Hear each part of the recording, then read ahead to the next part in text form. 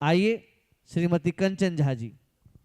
Programme की संचालिका नेहा श्री को बहुत बहुत बधाई ये कार्यक्रम कराने के लिए। अब हम आज के अपने टॉपिक पर चलते हैं। मेरा आज का टॉपिक है विवाह। विवाह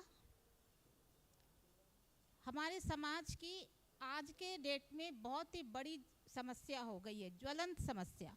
पहले तो विवाह होना ही एक समस्या हो गई है, क्योंकि सभी कैरियर ओरिएंटेड हो गए हैं। कोई भी विवाह में इंटरेस्ट नहीं लेता। लिव इन रिलेशनशिप में रहने के बाद भी 4 साल 5 साल के बाद उनका ब्रेकअप हो जाता है और वे अलग हो जाते हैं। वो इसका ये नहीं समझ पा रहे कि अगर वो विवाह नामक संस्था में इंटरेस्ट नहीं रखेंगे तो इस सृष्टि चलेगी कैसे। सारा कुछ सब कुछ उलट पलट हो जाएगा। तो विवाह और वैवाहिक संबंध भी उतनी ही बड़ी ज्वलंत समस्या है, क्योंकि विवाह निभता ही नहीं है। कोई निभाने में इंटरेस्ट नहीं रखता। विवाह हुआ नहीं, किसी किसी के तो 2 महीने में 6 महीने में संबंध विच्छेद हो जाता है। तो हमारे जो पूर्वज थे ना, वो बहुत ही समझदार थे। उनके पास हायर एजुकेटेड नहीं थे, वो हाईली क्वालिफाइड भी नहीं थे, बहुत सारी लंबी चौड़ी डिग्रियां नहीं थी उनके पास, लेकिन बहुत दूरदर्शी थे और समझदार थे। तभी तो उन्होंने समाज में युवक और युवतियों के मध्य अवैध संबंध ना पनप पाए, इसके लिए विवाह नामक संस्था का सृजन किया होगा, जिसमें अपने रिश्तेदार, सगे संबंधी और समाज को आमंत्रित किया जाता था, ताकि वो इस साक्ष्य के गवाह बने। लेकिन धीरे धीरे यह सब कुछ विलुप्त होता जा रहा है। अब ऐसा लगता है कि मैरिज नाम की इंस्टीट्यूशन पर हमारे आज की जनरेशन का कोई इंटरेस्ट नहीं, ना तो विवाह करने में, ना तो विवाह के वैवाहिक संबंध को निभाने में, ना ही अपने परिवार को बढ़ाने में, किसी चीज़ में भी नहीं।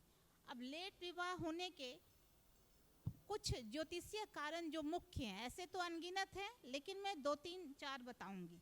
पहला, 7th हाउस में अगर बुध और शुक्र हो, युति हो, तो अधेड़ उम्र में विवाह होता है। अगर सप्तमेश के साथ शनि बैठा हो तो भी विवाह बहुत देर से होता है। 7th लॉर्ड अगर अकेला है, 6th 8th या 12th हाउस में है, तो भी विवाह में बहुत देर होती है। अगर वो अस्त हो, नीच का हो, वक्री हो, तब तो और भी देर होती है। मंगल शुक्र की युति अगर 5, 7 या 9 यानी 5th हाउस, 7th हाउस या 9th हाउस में हो, तो भी विवाह बहुत लेट से होता है। अब प्रेम विवाह होगा या नहीं, इसके भी मैं 1-2 कारण बताती हूँ।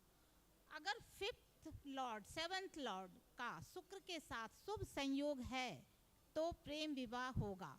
अगर मंगल की दृष्टि शुक्र पर है तो निश्चय ही प्रेम विवाह होगा। अब वैवाहिक संबंध विच्छेद होने के कुछ ज्योतिषीय कारण।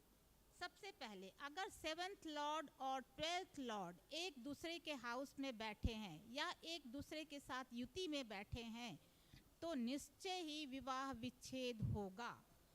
अगर अधिकांश डाइवोर्स लेने वाले जातक के क्या आप देखोगे कि शुक्र जो है वो कृतिका नक्षत्र यानी कि सूर्य के नक्षत्र में रहता है, तो बहुत ही दुखद स्थिति होती है। साथ ही आर्द्रा नक्षत्र, ज्येष्ठा नक्षत्र और मूल नक्षत्र, इन चारों नक्षत्रों में अगर शुक्र हो तो बहुत ही विकट स्थिति पैदा होती है विवाह होने के बाद। अगर 7th लॉर्ड निर्बल है और शनि भी अस्त है, नीच का है, कम डिग्री का हो, और सूर्य 7th हाउस में हो, तो साथ ही पापाक्रांत भी हो, तो सेपरेशन होता ही होता है। यह एक बहुत ही उल्लेखनीय योग है। अगर 7th लॉर्ड और 12th लॉर्ड 10th हाउस में हो तो पति पत्नी का संबंध विच्छेद होगा। जब 7th हाउस पर सूर्य, शनि, राहु आदि विच्छेदात्मक ग्रहों का प्रभाव होता है, तब भी विवाह में को निभाने में बहुत मुश्किल होती है। अब ये हम जानने का कोशिश करते हैं, जो मैं सूत्र बता रही हूँ ये 100% सही है। आप आजमा कर देख लेना कई कुंडलियों पर। एक कुंडली से आपको पता नहीं चलेगा, लेकिन जब आप 10, 20, 30 कुंडलियाँ, 40 कुंडलियाँ देखोगे तो आपको समझ आएगी। कोर्ट केस क्यों होता है? जब 7th लॉर्ड और 12th लॉर्ड दोनों ही अगर 6th हाउस में बैठे हैं तो कोर्ट केस होगी और बहुत लंबी प्रक्रिया चलेगी। और अगर राहु के दशा में, महादशा में दोनों अलग हुए हैं तो ये तो कभी भी फाइनल डिसीजन देने ही नहीं देता, मतलब म्यूचुअल अंडरस्टैंडिंग से भी डाइवोर्स नहीं हो पाता है। जब 7th लॉर्ड और 12th लॉर्ड का संबंध 6th हाउस या 6th लॉर्ड से होगा तो बहुत ही लंबी प्रक्रिया के बाद तलाक संभव हो पाएगा। अब सुखद वैवाहिक जीवन के कुछ सूत्र, इसको अपनाइए और आप देखिए आपके विवाह के बाद वैवाहिक संबंध कितना मधुर होगा आपका। सबसे पहले गुण मिलान करते समय हम हमेशा प्रयत्न करते हैं कि ज़्यादा से ज़्यादा गुण मिले, लेकिन प्रयोग में आप प्रैक्टिकली आप देखेंगे तो जब दोनों की बुद्धि अलग अलग होती है तो ज़्यादा चलता है। जैसे एक ज़्यादा बोलने वाले हो तो दूसरा थोड़ा कम बोलने वाला हो तो स्थिति संभल जाती है। ऐसे ही एक बहुत खर्चीला हो, दूसरा थोड़ा कम खर्च वाला हो, थोड़ा मितव्ययी हो, तो वो ऐसी स्थिति भी अच्छी होती है। सुखद विवाह के ये सब निशानी हैं। इसके साथ ही अगर शयन कक्ष को बिल्कुल वास्तु के अनुरूप रखा जाए तो बहुत ही अच्छा लाभ मिलता है। अपने शयन कक्ष को या नवविवाहित जोड़े के शयन कक्ष को हमेशा ही आग्नेय कोण यानी साउथ ईस्ट वहाँ पर कमरा होना चाहिए नवविवाहित दंपत्ति का। कभी भी नॉर्थ ईस्ट में नहीं होना चाहिए, यानी ईशान कोण में बिल्कुल ही नहीं होना चाहिए। एक दूसरे के प्रति अट्रैक्शन ही नहीं होगा। दूसरा, कब एक मैड्रियन डक का जोड़ा अवश्य रखें जो साउथ वेस्ट में रखें ताकि वो नॉर्थ ईस्ट को फेस करे। तीसरा, मिरर बिल्कुल नहीं रखें। पानी या पानी के स्रोत उस रूम में बिल्कुल नहीं होना चाहिए। एक बात और है, दोनों के पेयर फोटो हमेशा ही वेस्ट वॉल में लगा के रखें ताकि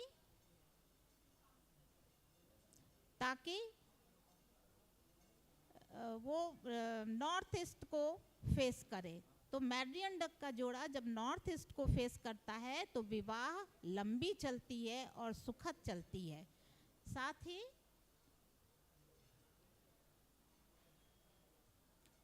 जो विंड चाइम होते हैं उसमें जो 2 रॉड वाले विंड चाइम होते हैं उसको अगर आप रखेंगे अपने बेडरूम में तो बहुत ही अच्छा होगा।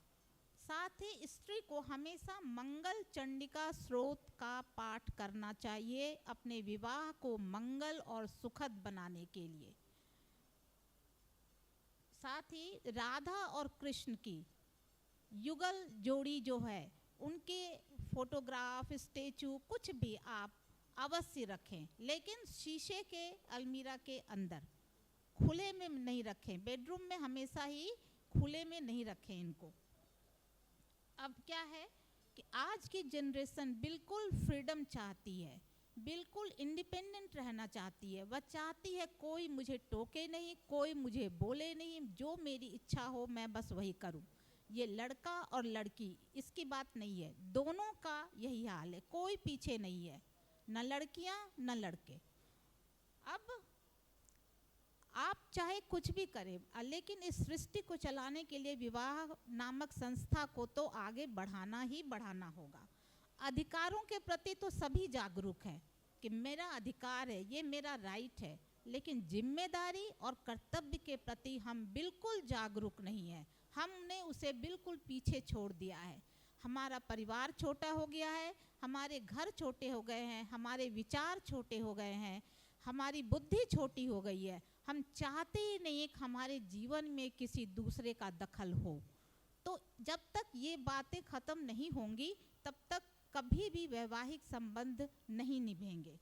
अब देखिए, सबसे पहले तो हमें ये समझना चाहिए कि जो ऊपर वाला है ना, वो हमसे जो कराना चाहता है वो करा के रहेगा, चाहे हम करना चाहें या नहीं करना चाहें। जैसे एक लड़की की शादी हुई, जब वह विवाह करके गई तो उसकी मदर इन लॉ को पैरालिटिक अटैक हो गया और वो 2 महीने के बाद ससुराल से वापस चली आई कि मैं अब इनके साथ नहीं निभा सकती।